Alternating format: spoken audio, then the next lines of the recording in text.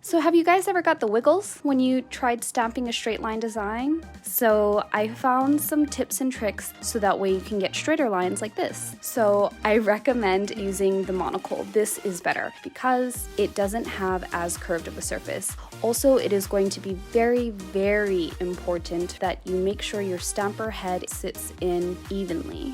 When you're stamping straight lines, I recommend tilting the plate in the direction of the line. This way, there's no possible way for the scraper to dig into the etching. When you're working with straight lines, you want to use less pressure, and you also want to do a straight up and down method. You're not going to roll because rolling is going to cause more distortion. So again, when you're working with this, work quickly, and when you're stamping it, quick also. So that's pretty much all I wanted to share with you guys today. And if you try this, make sure you mention us or hashtag us so that way we can see your progress.